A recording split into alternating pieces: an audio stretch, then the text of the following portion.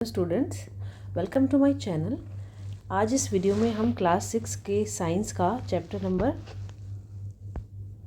3 पढ़ेंगे, जो कि है फाइबर टू फैब्रिक। इस चैप्टर में हम ये जानेंगे कि कोई भी जो हम अपनी ज़िंदगी में जो भी हम कपड़ा यूज़ करते हैं, जो भी हम फैब्रिक यूज़ करते हैं, फैब्रिक मतलब कपड़ा होता है, उसको जो हम यूज़ करते हैं वो कहाँ से हमें मिलता है, उसके लिए क्या फ़ाइबर यूज़ होता है और वो हमें कैसे मिलता है। तो इसको हम वन बाय वन देखेंगे, हर तरह के फैब्रिक के बारे में कि हमें उसके लिए फ़ाइबर कहाँ से मिलता है। तो एक कुछ एग्जांपल्स के साथ आपको पढ़ाया गया।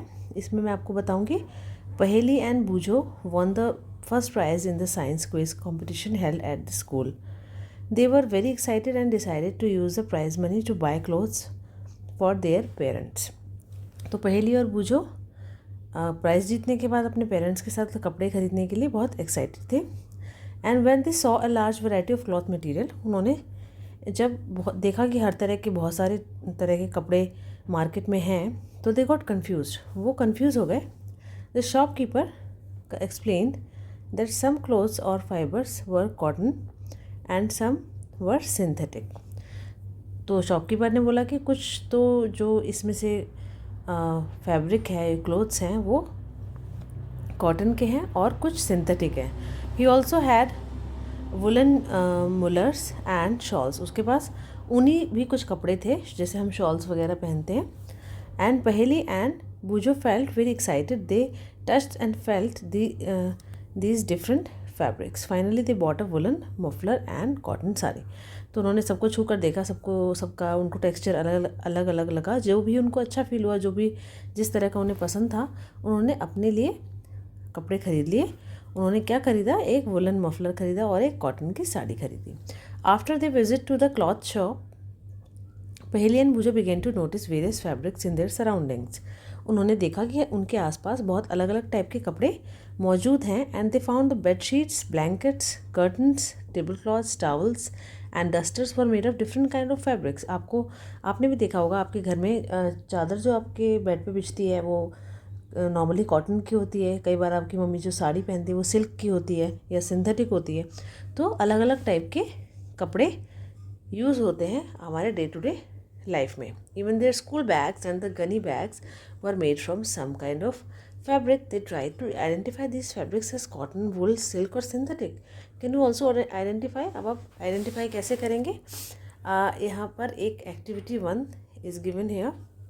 Visit a nearby tailoring shop, collect cuttings of fabrics. जैसे कि अगर आप किसी टेलर की शॉप पर जाएंगे, तो जब वो कटिंग करते हैं कपड़े को, तो उसमें से कुछ कपड़े के पार्ट्स बचे रह जाते हैं। तो उनकी कटिंग्स को अगर आप लेकर आएँ जो बची रह जाती हैं, तो feel and touch each piece of fabric, उनको टच करके देखिए। And now try to label some of the fabrics as cotton, और उनको पहचान करने की कोशिश करिए कि इसमें से कौन सी कटिंग कॉटन है, कौन सी सिल्क है, कौन सी वुल और कौन सी सिंथेटिक है।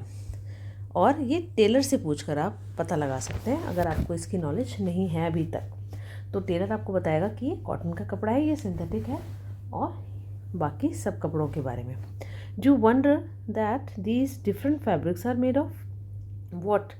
These different fabrics are made of. आपको कभी ऐसा आश्चर्य हुआ है कि अलग अलग टाइप के फैब्रिक से मिलके बने हैं? And when you look at any fabric it seems a continuous piece. And now look at it closely, like ये आपको एक कपड़े का पीस है, आप इसको देखो, एक पैटर्न है इसके अंदर, ये कॉन्टिन्यूस ये कपड़ा इस पैटर्न में बनता चला जा रहा है। तो एक क्या है? कॉन्टिन्यूस पीस है। And what do you notice? आपने क्या नोटिस किया? अब हम ये नोटिस एक्टिविटी 2 से जानेंगे। Select a piece of cotton fabric. आपने जो कपड़ा वहाँ से उठाया उसमें से कॉटन का फैब्रिक लीजिए। आप try to find a loose thread और यान। तो जब वो कपड़ा कटा हुआ होगा तो साइड से कहीं से धागा निकल रहा होगा उसमें से, तो वहाँ से क्या करेंगे आप? उस लूज थ्रेड या यान, थ्रेड को यानी धागे को हम यान बोलते हैं, एक किनारे से पकड़िए और उसे बाहर की तरफ खींचिए। और अगर कोई लूज यान आपको ना मिले तो आप क्या करेंगे? जेंटली कोई भी यान आप पिन या नीडल की हेल्प से खींच सकते हैं।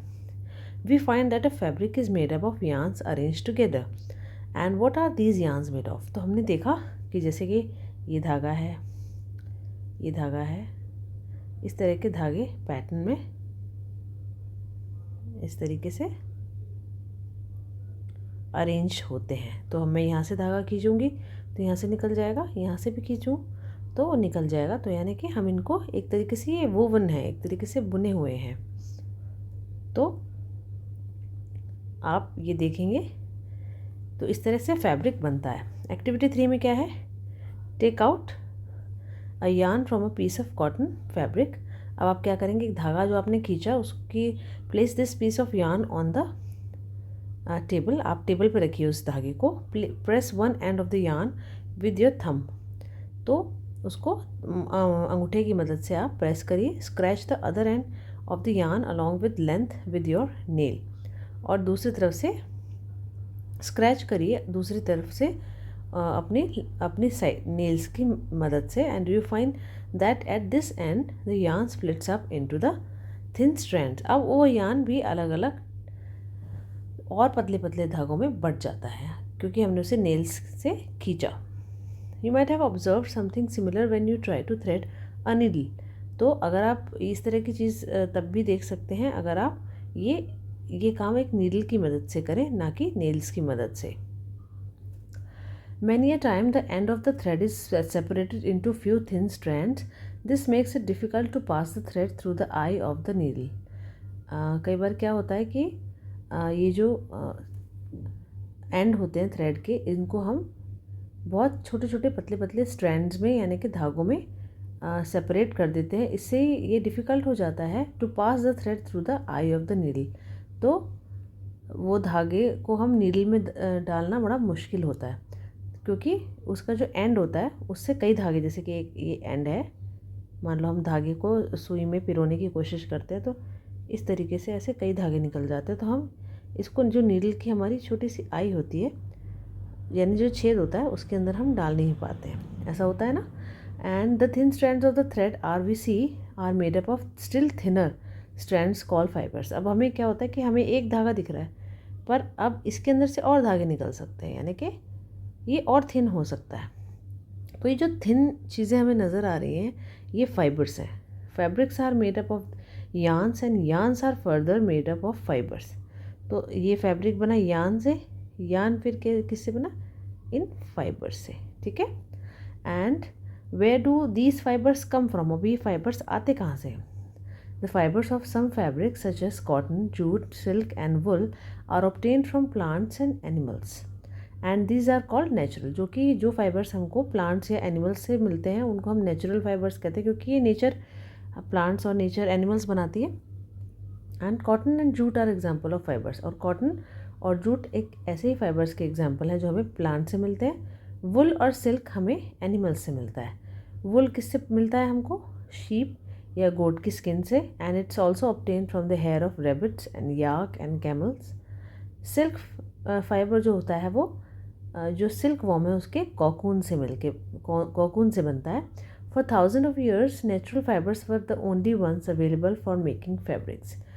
लेकिन जैसे कि अब हम सिंथेटिक फाइबर भी यूज़ करते हैं। तो सिंथेटिक फाइबर क्या होता है, जो कि हम अपने आप बनाते हैं, जो नेचुरली ग्रो नहीं होता है। तो लेकिन हज़ारों सालों से क्या था, हम नेचुरल फाइबर्स ही यूज़ करते थे फैब्रिक बनाने के लिए।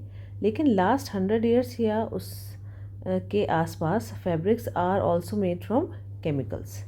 तो फैब्रिक्स किससे बनता है,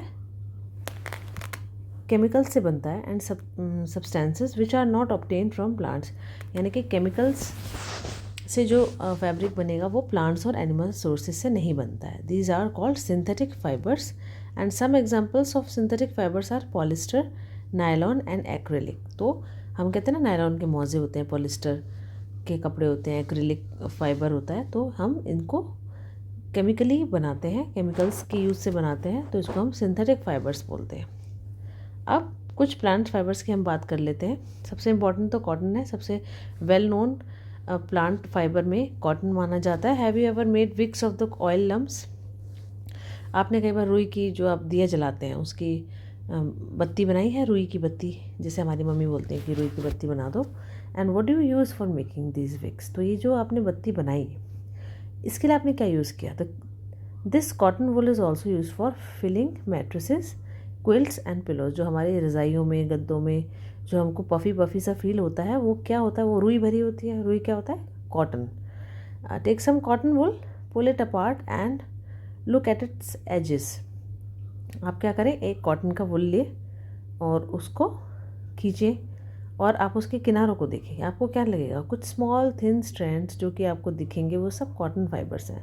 where does this cotton wool come from, ये कहाँ से आया? It's grown in the fields, ये खेतों में उगता है। Cotton plants are usually grown at places having black soil and warm climate. तो कॉटन को उगाने के लिए हमें क्लाइमेटिक कंडीशन कैसी चाहिए होती है? एक तो वार्म क्लाइमेट चाहिए, गर्म चाहिए, और मिट्टी, कौन सी मिट्टी यूज़ होती है, किस मिट्टी में उगा सकते हैं, वो होती है काली मिट्टी है। Can you name some states of the country, तो किस स्टेट्स में इस तरह की कंडीशन अवेलेबल है? Where cotton is grown, the fruits of the cotton plant cotton bolls are about size of a lemon. तो जो कॉटन हमारा निकलता है, कॉटन बॉल्स, जिसे आप यहाँ देख रहे हैं, कॉटन बॉल्स लेकर कुछ कर रहा है इसके साथ। तो ये क्या है, कॉटन बॉल्स, ये एक लेमन के साइज़ के, जैसे नींबू होता है। आफ्टर मेच्योरिंग, जब हमारे ये कॉटन के प्लांट्स मेच्योर हो जाते हैं, तो बॉल्स बर्स्ट ओपन, ये बॉल्स अपने आप फट जाती हैं। The seeds covered with cotton fibres can be seen. तो इन कॉटन फाइबर्स के अंदर जो बीज होते हैं वो हमें दिखाई देने लगते हैं। Have you ever seen a cotton field that is ready for picking? तो आपने कभी ऐसा फील्ड देखा है कॉटन का जो मैच्योर हो गया हो, जिसमें बीज अब हार्वेस्टिंग करने के लिए तैयार हो? It looks like a field covered with snow. तो अब जिस तरीके से आप इस पिक्चर में देख रहे हैं, आपको ये जो रुई दिखाई दे रही है, कॉटन दिखाई दे रहा है, ये ऐसा लग रहा है कि जैसे पेड़ों पर बर्फ़ जमी हो।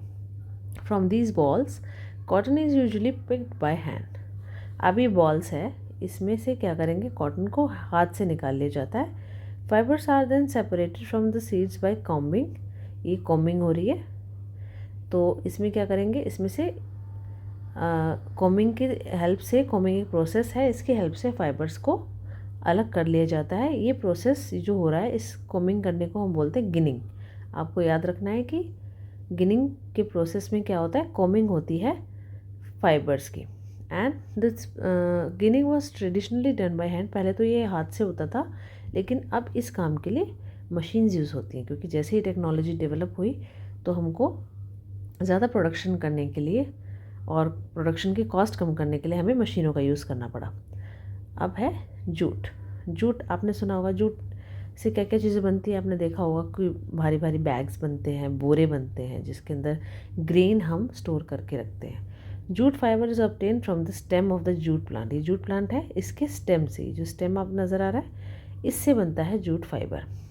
It's cultivated during the rainy season. इसके कल्टिवेशन के लिए यहाँ पे तो वार्म क्लाइमेट चाहिए था, यहाँ पर चाहिए rainy season. In India jute is mainly grown in West Bengal, Bihar and Assam. The jute plant is normally harvested when it is at flowering stage.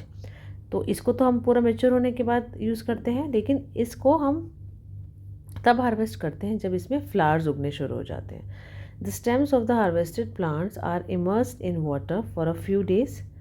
तो क्या करेंगे हम, इसके स्टेम्स को, जो हमने काट लिया पेड़, पौधा काट लिया इसका जूट का, उसको हम पानी में डुबो के रखते हैं कुछ दिनों के लिए। तो stems rot and fibres are separated by hand. फिर हम क्या करेंगे, इन सबको, स्टेम्स से जो निकले हुए फाइबर्स हैं, हम उनको हाथ से अलग कर लेते हैं। तो to make the fabrics all these fibres are first converted into yarns. पहले जो फाइबर्स निकला उसको ऐसे रोल करके धागों में कन्वर्ट कर लिया जाता है। और ये कैसे किया जाता है आप देखेंगे, स्पिनिंग कॉटन यार्न। तो जैसे हम हाथ से, इसमें एक हाथ से स्पिन करते हुए दिखाया गया पर्सन, लेकिन हम ये मशीन्स की हेल्प से भी कर सकते हैं। एक्टिविटी 4 में क्या है, hold some cotton wool in one hand, pinch some cotton between the thumb. जैसे कि हम रोल करते हैं, ठीक है, अपने अंगूठे और उंगली के बीच में फाइबर को लेकर हम उसको अगर ऐसे, जैसे कि हम वही दिए की बत्ती बनाते हैं, उसी तरीके से अगर हम उसको रब करते हैं तो 4 फिंगर से, तो when gently start pulling out the cotton while continuously twisting the, जैसे हम ट्विस्ट कर रहे हैं तो are you able to make a yarn. ये प्रोसेस यार्न को बनाने वाला हम स्पिनिंग बोलते हैं। इस प्रोसेस में फाइबर्स जो निकले हैं cotton wool, mass of cotton wool are drawn out and twisted. उसको हम ट्विस्ट करके यार्न बनाते हैं। This brings the fibres together to form a yarn. A simple device use for spinning is a hand spindle. ये जो hand spindle है आप देखते याद है आपको कि गांधी जी इससे स्पिनिंग करा करते थे। खादी का आपने सुना होगा कि गांधी जी खादी के लिए फेमस है, तो वो क्या करते थे, गिनिंग करते थे। एंड ऑल्सो कॉल्ड तकली, इसको स्पिंडल या तकली बोलते हैं। And another hand operated device use for spinning is charkha, this is called charkha. And use of charkha was popularise by Mahatma Gandhi as part of the independence movement. उन्होंने हमारे जो लोगों को अपने हाथ से काम करने के लिए, अपने आप को सेल्फ डिपेंडेंट बनाने के लिए, अपने हाथ से कपड़ा बनाने के लिए एनकरेज करने के लिए उन्होंने इस चरखे का उपयोग किया कि हम अपने हाथ से कपड़ा बनाएं और इंडिपेंडेंट बने अपना रोज़गार कमाने के लिए।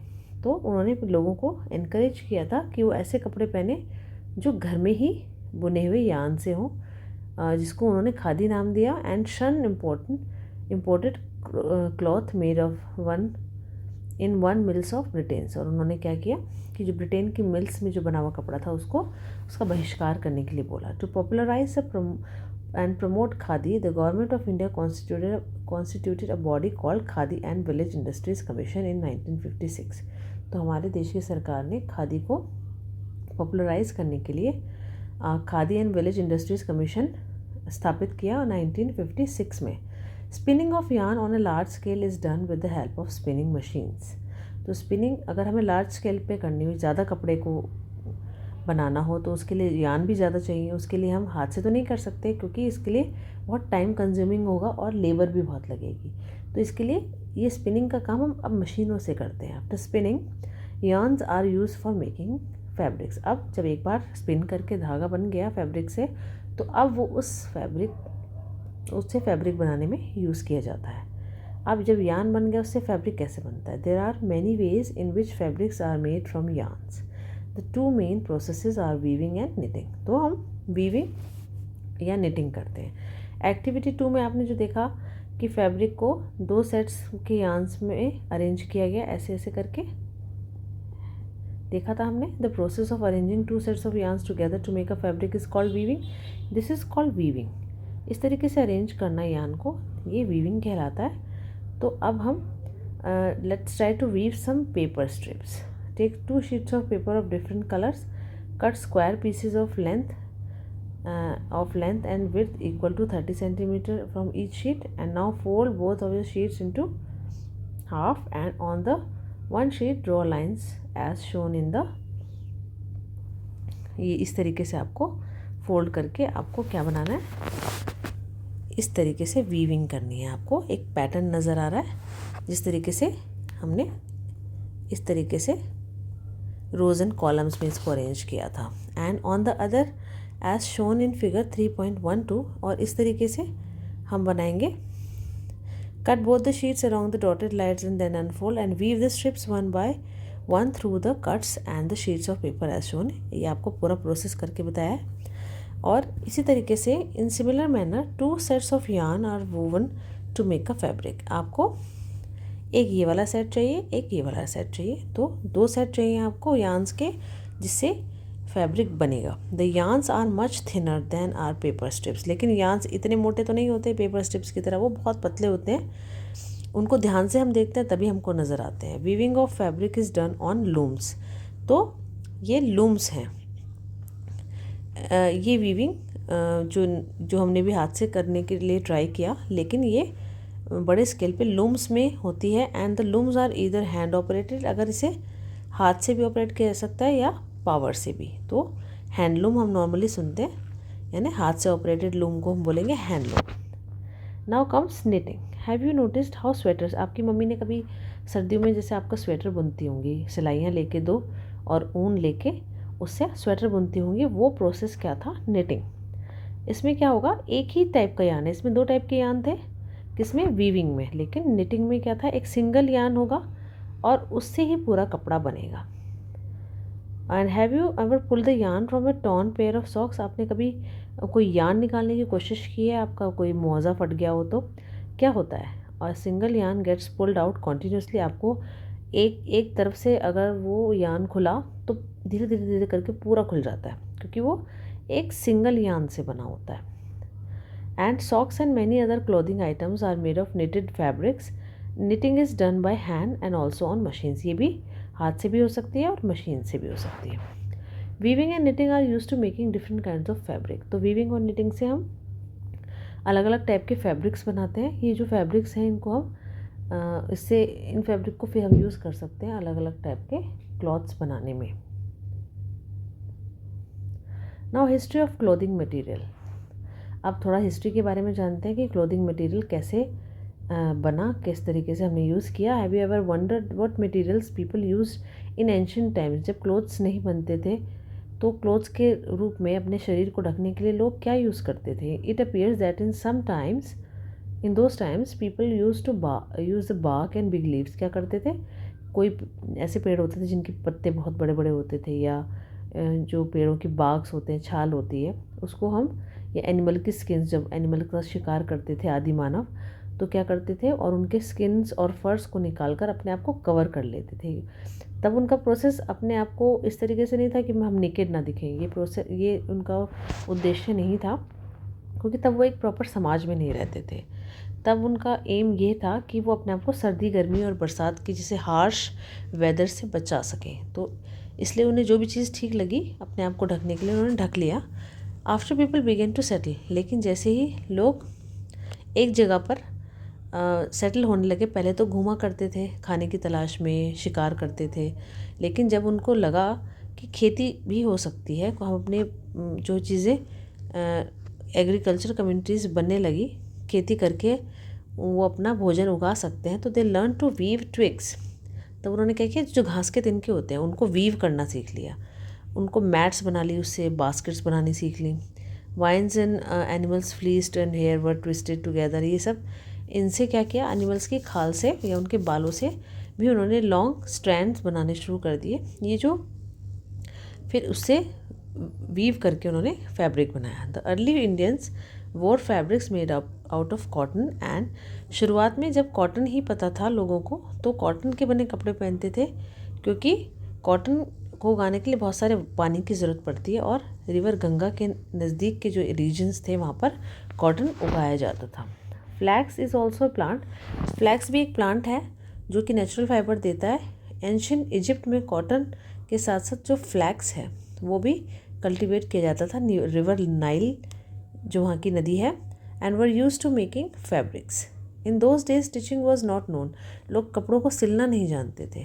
People simply draped. वो क्या करते थे, जैसे हम औरतें साड़ी को लपेट लेती हैं, इसी तरीके से अपने शरीर के चारों ओर लपेट लेते थे फैब्रिक को.